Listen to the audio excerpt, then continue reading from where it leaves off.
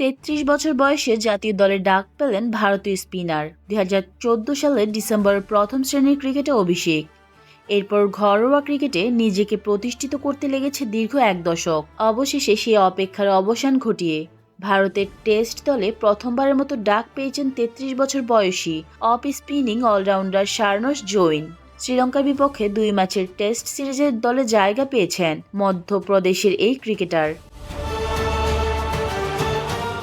মূলত আরেক of spinning allrounder Washington সুন্দরের চোটই জাতীয় দলে সারানসের জন্য সুযোগ তৈরি করে দিয়েছে। শ্রীলঙ্কার ব্যাটিং অর্ডারে একাধিক বাঁহাতি ব্যাটার থাকায় অফ স্পিনিং অলরাউন্ডার রাখতে চেয়েছিলেন নির্বাচকরা।